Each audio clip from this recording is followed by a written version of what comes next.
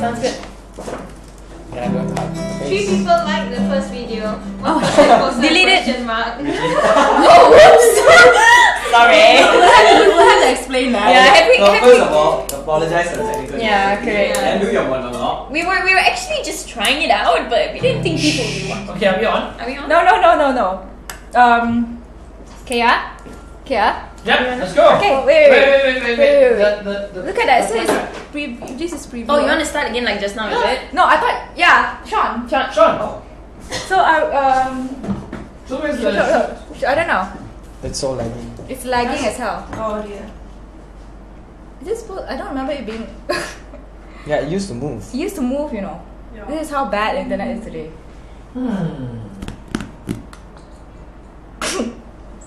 Should we shoot it? Okay, go live. Try. Yeah. Who's playing music? No, this is the old one.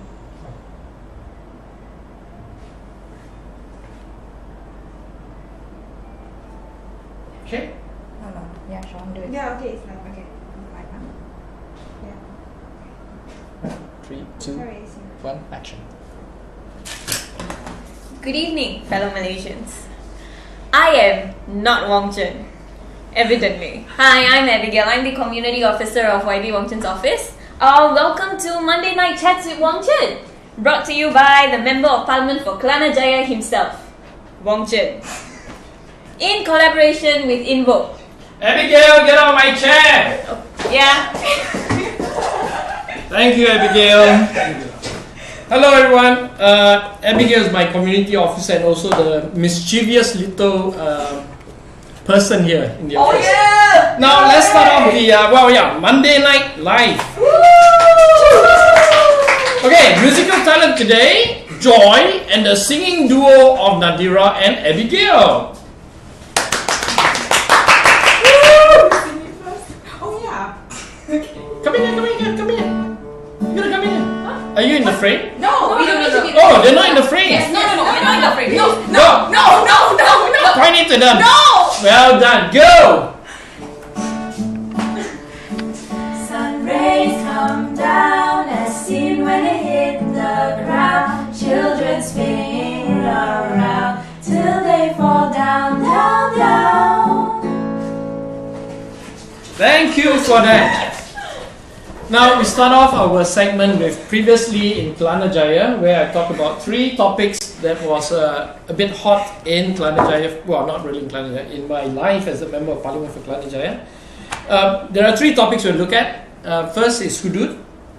What's happened to the Hudud motion or the Hudud bill, so-called Hudud bill.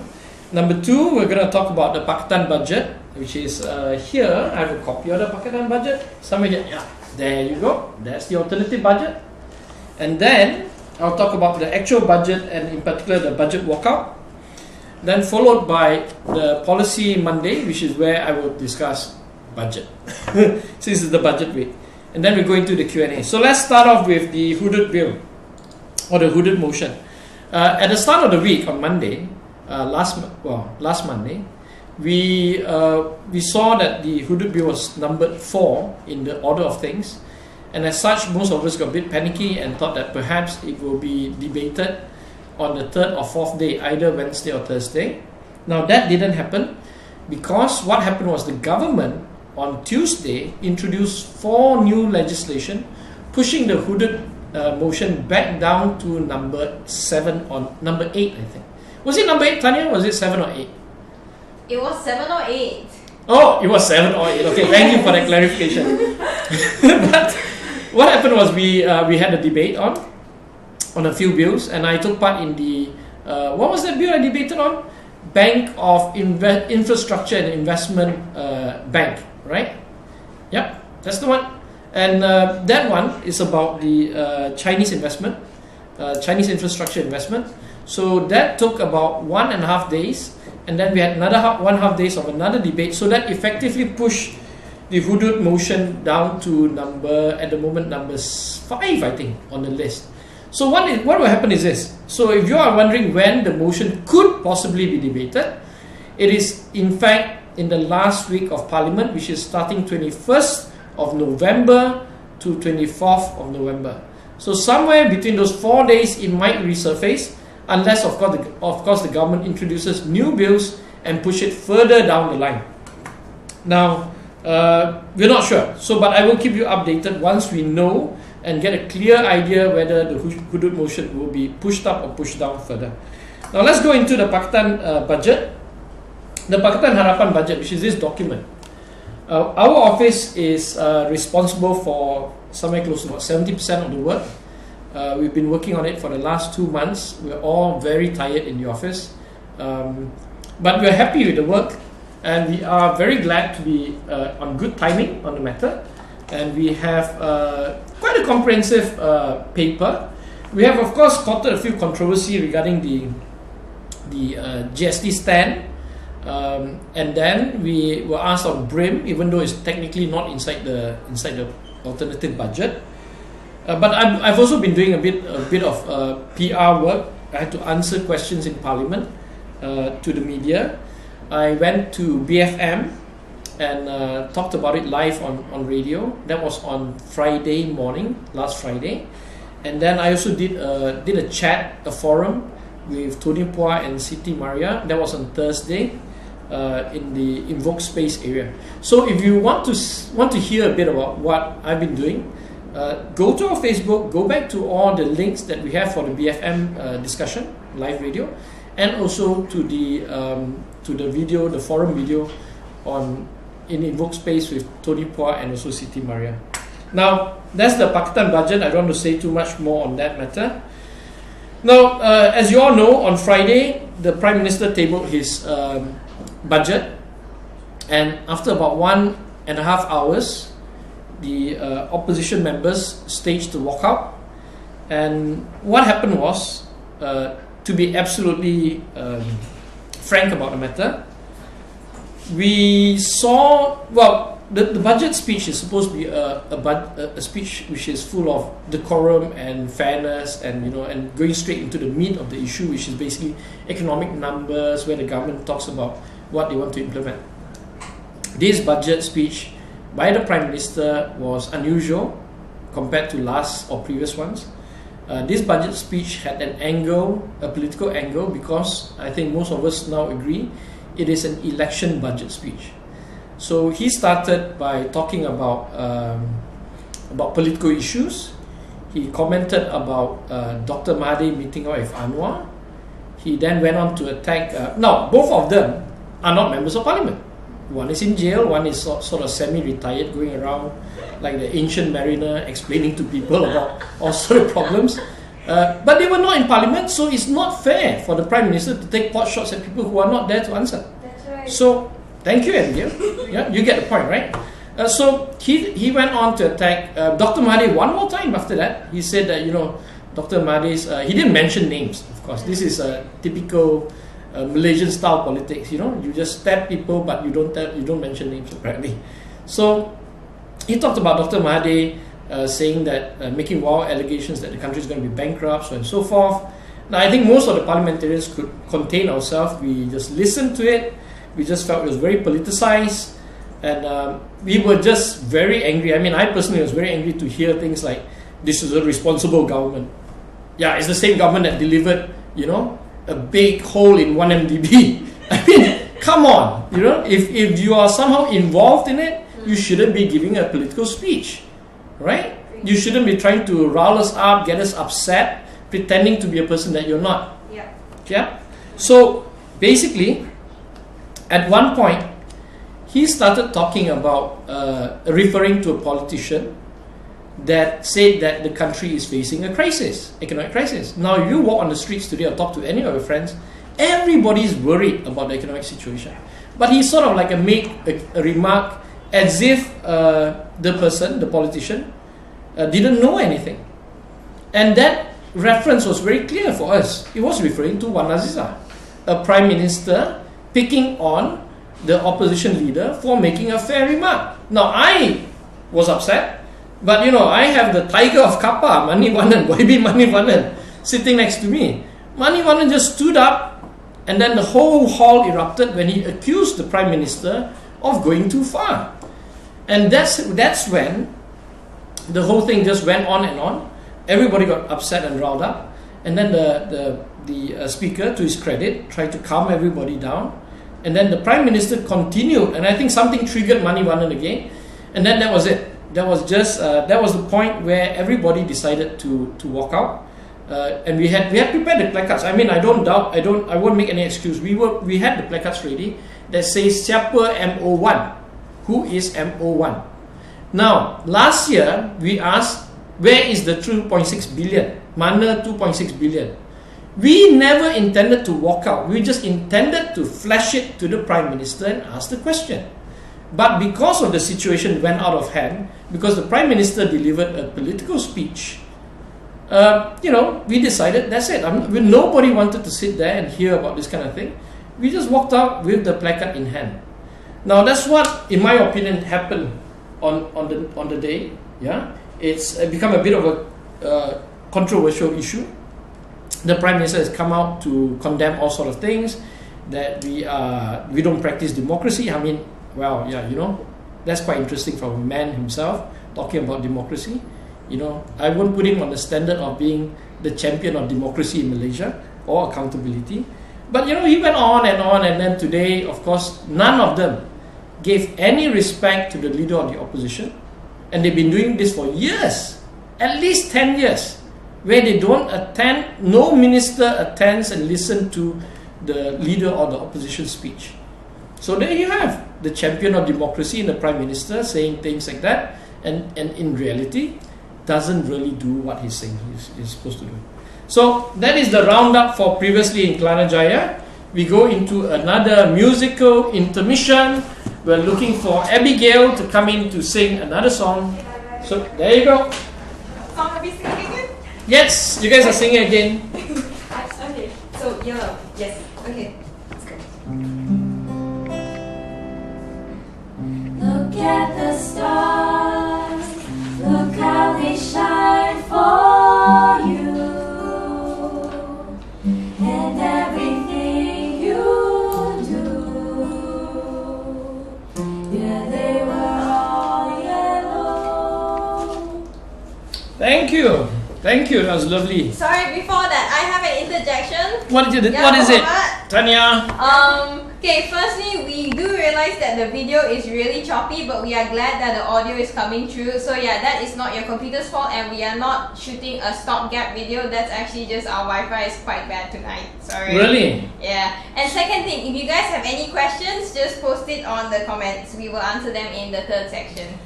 Do you think we need to shoot this again later, Tanya? Will it be alright? The OBS actually might be recording a video, so we can post up the whole recording later. Okay. Yeah. So if you're not receiving this loud and clear, The audio is fine. This is the video. right, Yeah. visually, Yeah. visually. If you're not receiving this visually, we apologize beforehand.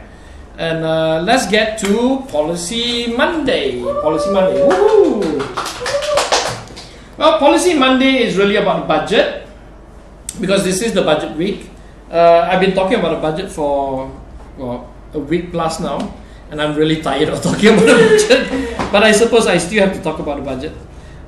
Now, let's just understand what is the budget.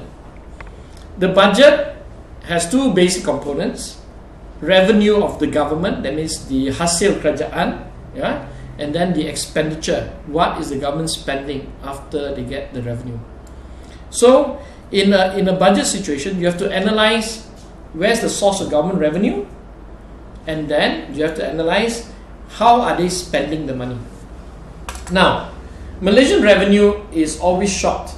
The government always spends somewhere between 30 billion to 50 billion extra from what they get, what they can collect from revenue.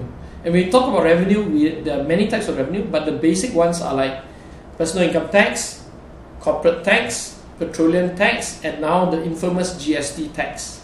Yeah, there are also contributions from sale of land that the government owns. There's also contributions like government dividends, Petronas dividends, performance of GLCs. They have to pay something back to government. Yeah, so all these numbers accumulated is what the government collects a year. And for 2017, I think the projection is 212 or 215 billion projected revenue. Now, at the same time, after they project all this revenue, they have to explain how they intend to spend the money. Now, they can spend the money through what we call expenditure codes, right? Where they try to classify spending to certain things. Of course, they go by ministry.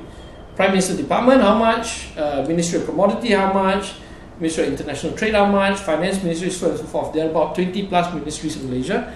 So they all have their own slots. But within the ministry, there are spending codes, what we call spending topics or general object. Yeah. So there are basically 4 types of spending that the government can do. One is emolument. Now, emolument is just a fancy word for wages. Yeah. So wages of civil servant is a big component. Then they got supplies and services. Supplies and services is when they buy things or they get a consultant to advise. That is services. Buy things is like they buy a photocopier, so and so forth. Of course, governments don't buy small items. They buy big, massive items. And then they have the third item called asset acquisition, where they buy cars or they buy an asset, properties or something like that. So they got spending on emoluments, supplies and services, assets, and the last spending that they have is what we call fixed payments and grants. Now, fixed payments and grants are slightly different. Fixed payments are payments that they have to pay. For instance, pensions to civil servants is a fixed payment. Debt, the national debt, standing at 650 billion, carries an interest rate, or what we call coupon rate, that has to be paid. That is a fixed payment. And this year is about 28 billion, just to service the national debt. Grants is when they give a grant to government bodies, or they give to state governments. There's a capitation grant, yeah. There are grants for road repairs, so and so forth. So those represents a group. So basically, 4 major categories: emoluments, supplies and services, assets, and grants that they give. Yeah. Now, what we do at the budget period is we try to get certain members of parliament to look at certain sectors. Now, this is a common problem that a lot of people don't understand. And this is the common complaint from all the NGOs and the social media critics and your armchair politicians out there. They always say that the opposition doesn't have a shadow government. Yeah? Now, I don't know how many times I have to explain this to people. A shadow government exists within one political party. There is a shadow government in PKR. There is a shadow government in DAP. There is a shadow government in Amanah. And there's a shadow government in PAS and all other parties. But they don't call it a shadow government because a shadow government is actually funded by government. The shadow government doesn't exist because there's no funding. I mean, members of parliament are not even funded properly. How do you expect you think the Barisan National Government will give us, here, take $3 million, run a shadow government? That doesn't exist. Please, ladies and gentlemen, do not think that this is going to work. If they're going to give me $3 million, I will form a shadow government in PKR immediately. So what we have is that members of parliament who are interested in certain areas gets to fight certain ministries. Right? For instance, I am interested in meaty matters, international trade. So I'm asked to look into the Ministry of International Trade portfolio. I'm also interested in commodities issues, so they asked me to look at commodities. Dr. Azman, Dr. Tan Ki Kwong, they're interested in health. Wan Azizah is of course the leader of the opposition and leader of the party, so she's interested in the Prime Minister Department. So this kind of so-called shadow government actually do exist at party level. There is no such thing as a coalition shadow government. Please get this in your head. Please understand. Yeah, it's incredible. There are a lot of intelligent people out there, and every forum I go to, they ask the same question over and over again. You go to UK today, right? You ask the non-ruling government, which is the Labour Party. They have a shadow cabinet. Yes. The Liberal Democrats have a shadow cabinet of their own, so and so forth. The Scottish Party, what they call SNP or something, right? SNP. Yeah, they have a shadow cabinet too. But there is no coalition of opposition shadow government. The Labour government is not sitting down and calling the Lib Dem guy, hey, look, bro, can we just have a shadow government today? It doesn't work like that. So please understand, please understand that during the budget period, there are members of parliament assigned to shadow certain ministries. Okay? Now, so what is going to happen is this. During this budget period, we are now entering a week plus of debate on policy making, policy ideas. So we are talking broadly a lot of pictures. Later, we go into the finer detail of what we call committee stage debate. Now let me just show you some of these documents that we have to deal with. Now this is the Whopper. It's like 700 pages, right? Members of Parliament, I cannot read all 700 pages. So I pick one section, which is the Ministry of International Trade, and I focus on all the items inside. So I'll just show you a sample. As you can see, I mean, it's quite detailed. I don't know whether the camera can pick up, but essentially, you sort of get the idea, I think. Yeah, Sean? Yeah?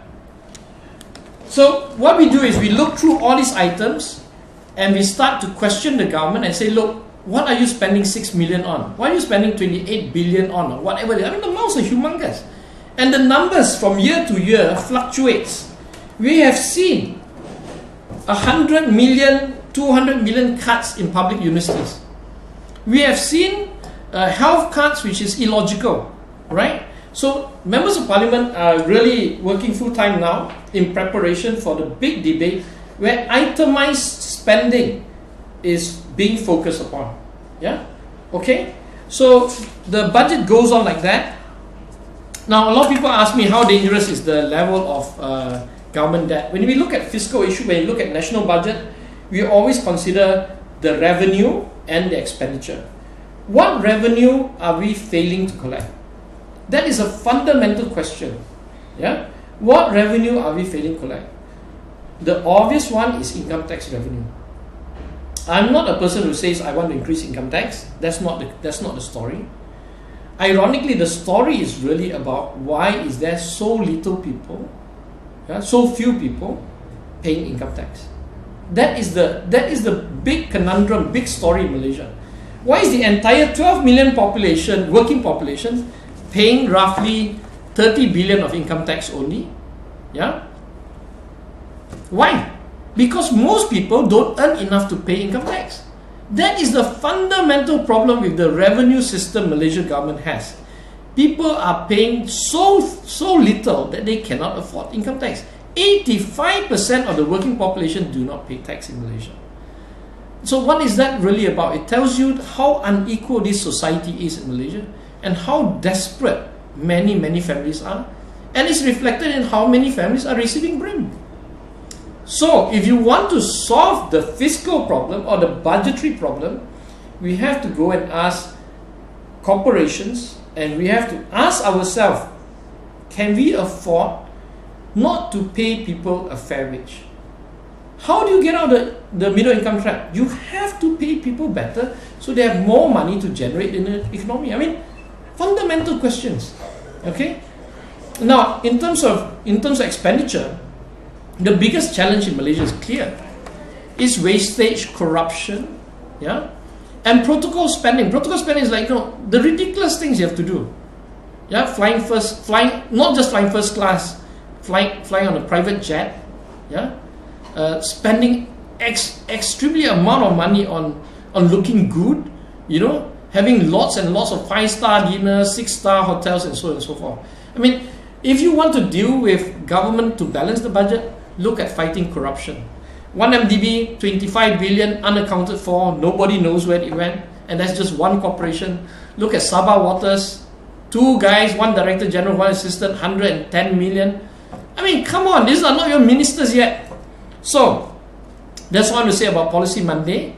Please understand, and I beg people out there, before they raise the issue over and over again about us not having shadow government.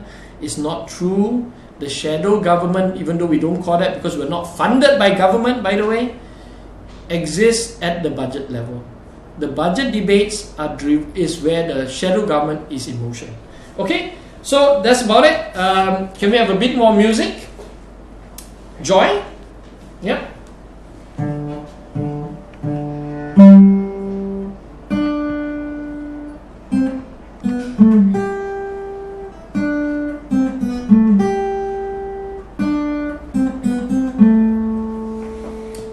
join. Question and answer time. Yay! Woo! Favorite. Okay. Now, as with every week, we have the theme from Star Wars. So we're going to try and do that every week. Now we go into Q&A. What kind of Q&A do I have today, Tanya? Look. Okay, firstly, one viewer finds it very puzzling about you MPs because in Parliament sessions on Facebook, you guys, so the members of opposition coalitions, have exchanged so many heated words. So I guess between the Barisan Nasional and the Pakatan and maybe the other opposition parties. But in some official occasions, MPs from opposing coalitions, you're still capable of sharing the same table, having the same, funny, smiley banters. Are these exchanges just superficial? So he would like to know whether, how are you with each other outside camera, off camera? Okay, well, look, I'll be very blunt. I'm not really a good politician. In Parliament, it is a show.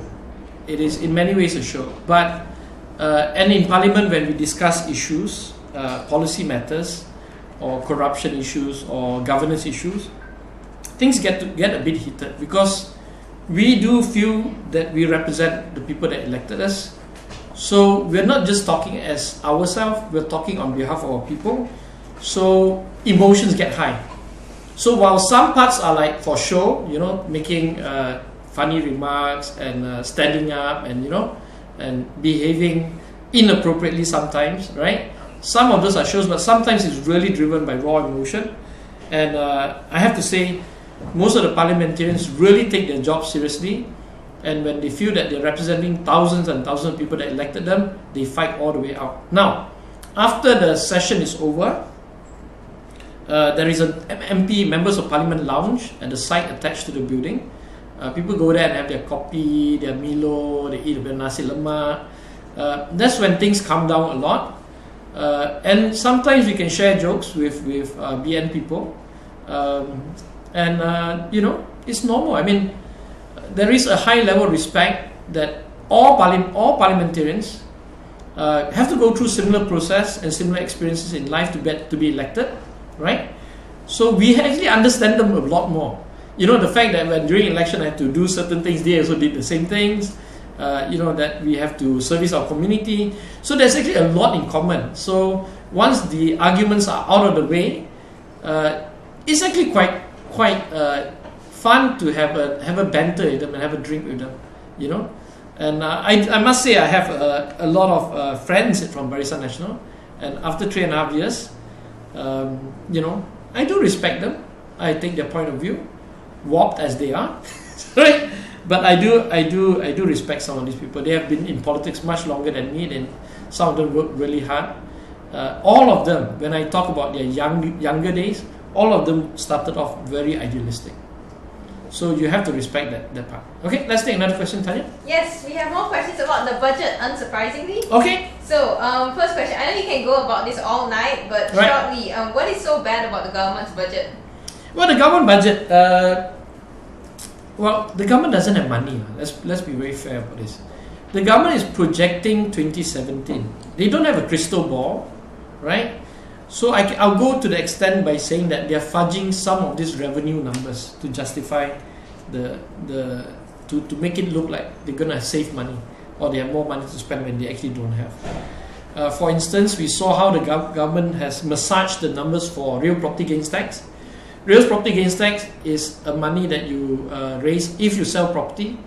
Everybody out there knows property cannot sell. So how can they project a growth in real property gains tax? Same with car sales, car excise duties.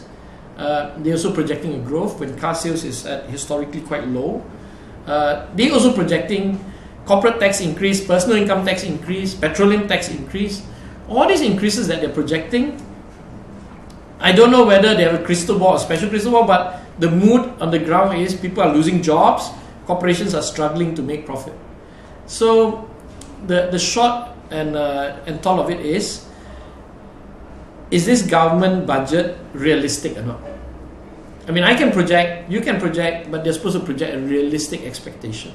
Yeah. So my biggest beef with the government is, I think, is projecting an unrealistic data, and therefore they're trying to create an image that all is okay. I think the view is if we have problems, you have to tell the people, and you have to face the problem and try and solve the problem, not pretend and taper away. So fundamentally, that is my major objection with the budget. The budget is not being honest about the economic situation of this country. Okay? Okay, another two-part question about the budget. The government is suffering a deficit of 6% in the first half of this year. How do you think the government can bring down this deficit to 3.1% as budgeted? And kind of related to that, we have been informed that the country is going bankrupt. Is this threat any true? Okay, first the deficit going to 6%, I don't think that is true. Yeah, I think there's no halfway budget deficit. It's either the full year or not, right? So if you're taking the full year, I think the government to hit 3.1% will be quite difficult, because the government has, over the last 10, 15 years, every time there's a supply bill where they add in more spending and then try to repair it later. So the budget will definitely be above 3.6%, the deficit. Yeah. So I don't know where you got your 6% from, but if you do have details about it, just email us and I'll have a look at it and try to give you a proper answer. But I think they won't meet the 3.1% deficit budget.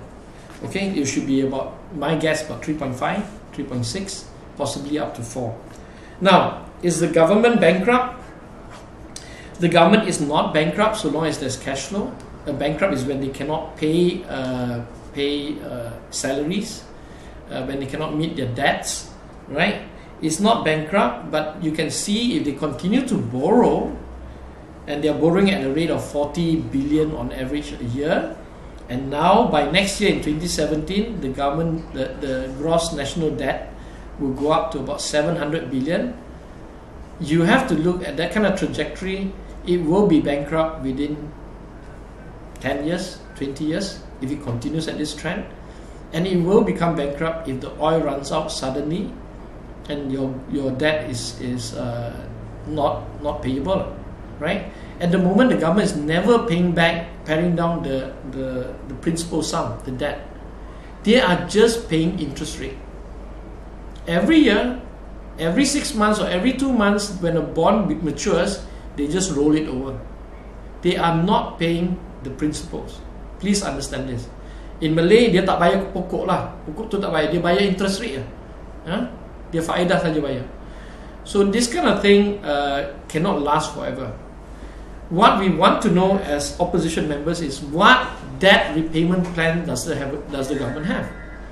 I'm not saying you have to repay all the debt. I'm saying that you have to bring down the debt level to a manageable level, which is about 40% of GDP. Okay, can we take another question? Yes, we can. We actually have a lot of questions, so I'm We do? sorry if What I time is missed it? out your question.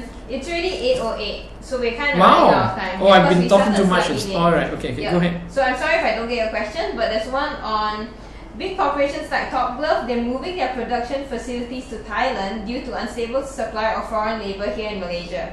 So part of this is due to the weak ringgit. So foreign unskilled workers are not so keen to come here because our ringgit's getting weaker. So what will the Keadilan shadow government do to resolve this? The weak ringgit or the labor? Both, I guess.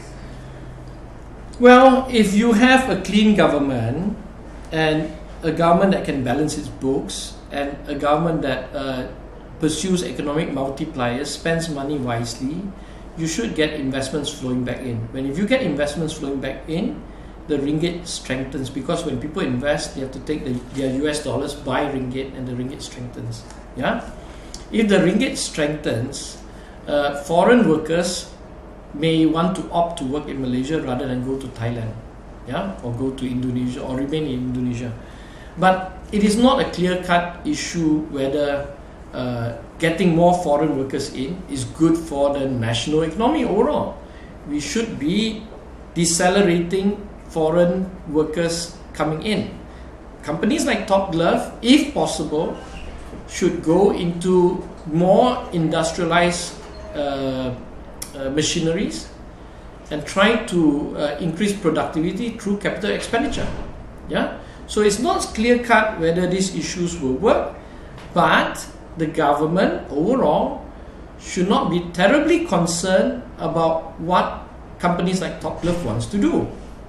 let's be absolutely clear here. Our job is not to keep Top Glove here. Top Glove have to decide.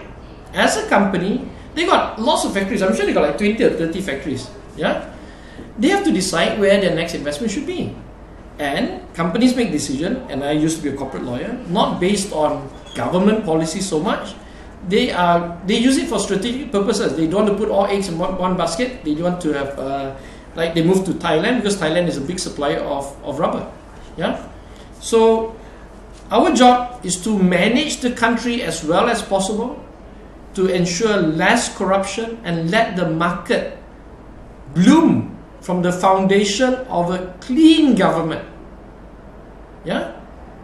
Too much interference in the market, people complain. Too little, you also want to complain. Yeah? So let me just put it clearly. I think the Pakatan government coming in will be concentrating 110% in clearing out all the wastage and corruption, focus on real multipliers to create an conducive environment for businesses to stay here. But all big businesses need to spread their eggs, not put them in one basket. Yeah, okay. Okay, final question, just because it's also about the budget, so we can wrap up all Sure. our budget questions today. The Prime Minister's department took the highest cut in budget. Do you think this will bring political mileage to the Prime Minister and Barisan Nasional? No, I don't think so. I mean, first, congratulations, Prime Minister, for cutting your own budget, right? But you know, the cuts didn't come from operational cuts. The cuts came from development spending, right? Development spending is just they don't have enough money this year. The budget growth compared to last year is 3.6%, ladies and gentlemen. Yeah, it may look like they got 9 billion more to spend. It's actually 3.6% growth. 3.6% growth is basically your real inflation rate in Malaysia. This budget is not an expansionary budget. Yeah, he has cut his own budget down. He has increased other budgets in certain areas. But overall, when you look at the complete picture, it is a no-growth budget. And this is worrying for everybody. Yeah? It's worrying because in times of economic turmoil or crisis ahead, we need the government to spend a lot more. That's the truth. We need the government to spend a lot more. But because of the financial constraints they have, they can't do so.